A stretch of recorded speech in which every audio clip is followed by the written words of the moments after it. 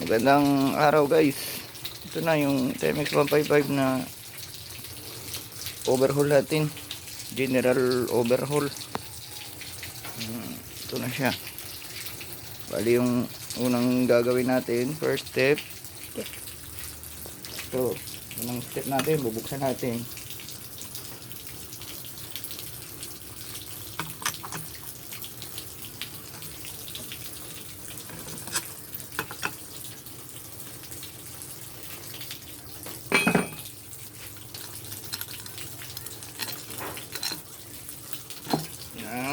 Ito siya.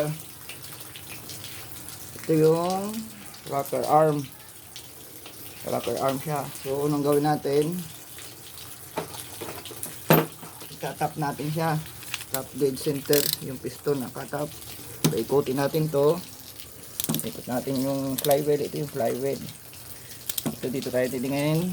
Pagbaba nito, ang taas, ito naman bababa, yung intake.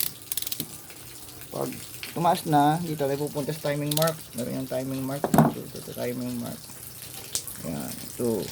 Yun. Saka natin kalasin tong bolt na, tatlong bolt ng rocker arm.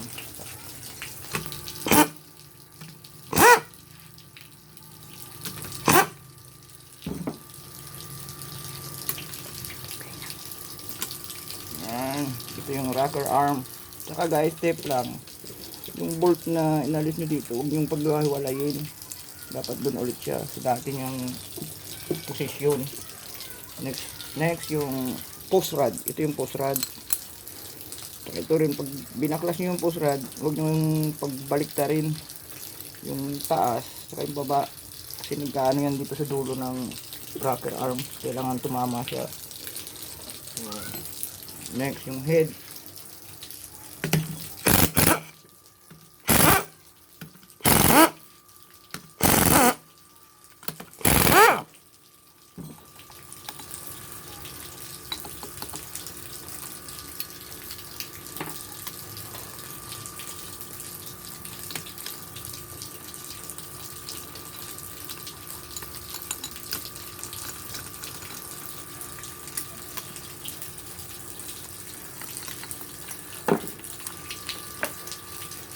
Tapos sisiklatin mo natin ng konti. Sikot natin yan. Yan. Tapos tataas na. Yun. Yung cylinder head gasket. Yun. Ito yung valve. Valve exhaust at intake. Yan. Yung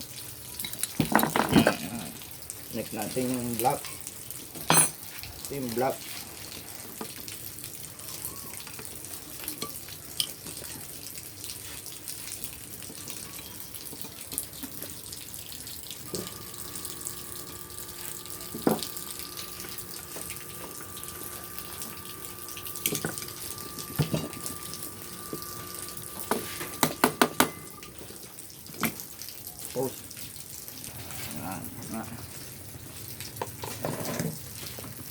Yan, bulat na natin. Ito yung block, cylinder block. Ito yung piston. Next, tatanggalin natin yung piston. Yan, mayroon yung lock dito. Dito yung lock niya, oh. Yan. Ito yung lock niya. So, alisin natin yung pin. Alisin natin yung pin. Lalabas yan. Yan, pag lumabas na siya, hugutin na lang natin pataas. Sa piston, ito yung piston pin, piston ring, first, second, ito yung oil ring. Ito pang sunog, maganda to. Yan. Yung next. Okay. Okay. Bali dito sa left side, pinagilid natin siya. Pinagilid natin. Ito yung part ng left side. Napanood nyo last time, nag-replace tayo ng clutch lining. Ito yung side na yun. Ito yung una natin aalisin. Alisin natin.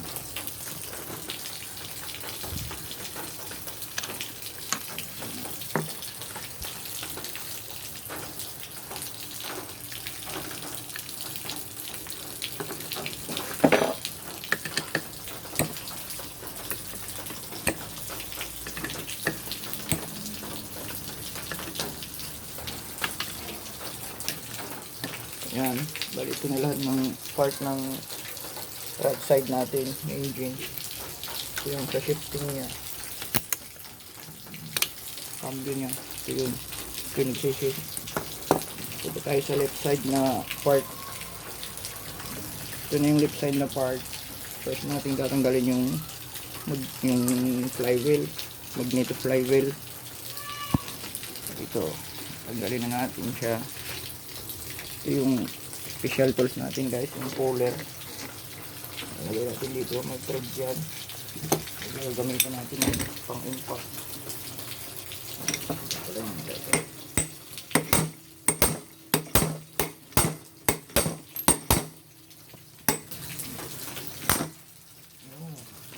Guys, ito na yung magneto po, magneto flywheel.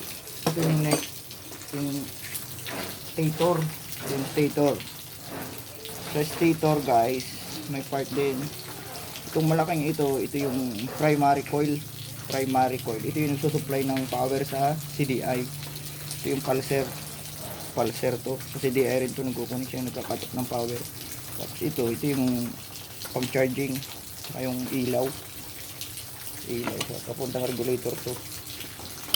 Ito papalisin natin. Pagtanggal natin ang tatlong bolt. Ito pa pala yung sa neutral light nya. Ito yung neutral light nya. Sisikwatin lang yan guys. Tanggal nyo. Ito yung mga o-ring. Yan yung laging nasisira pag tumatagas. Dito sa left side, ito yung oil cell saka o-ring. Yan, ito mayroon dito ng o-ring dito siya.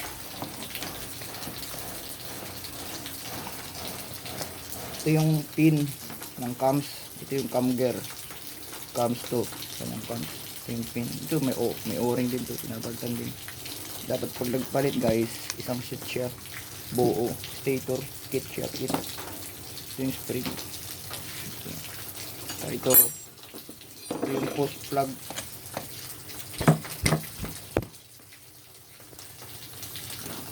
To meron siyang washer na tanso. Dalawa to, meron dito sa galing washer na tanso. Dalawa siya. So yung magtutulak dito sa bearing ng crankshaft. Yes, yan. Pag natanggal na lahat ng bolt guys, ito na, tataas mo lang yung kamay mo, isang dito, buon mo lang siya. Ito naman may mga washer. Ito, complete lahat ng washer.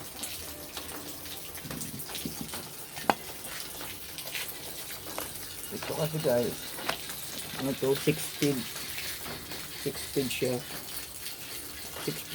Yung gear, bali anim na set. Hindi na to yung 4 speed. Yung next natin, patanggal natin yung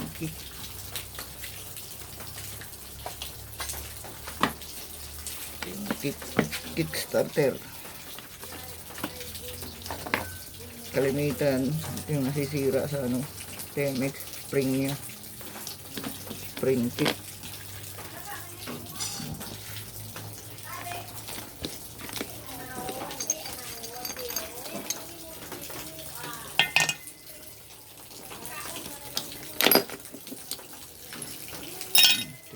Gear nya. Ito yung main drive, main shaft. Ito yung counter shaft nya. Counter shaft to, ito counter shaft. Ito counter gear.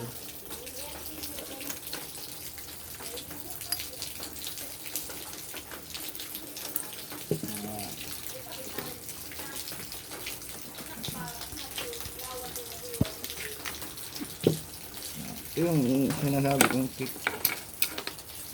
Ito yung laging nasisira, yung spring.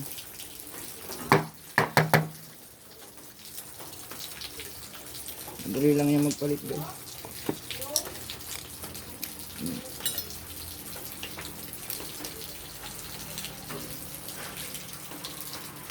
Kung ano naman itong lock na to, tanggal na to. Ito yung spring. Yun yung problema eh. Pag naputol siya, talagang overhaul. Ito na. Ito yung crankshaft. Tinatawag crankshaft. Ito yung side bearing niya. Ito yung connecting rod. Ito guys, connecting rod. Ayan.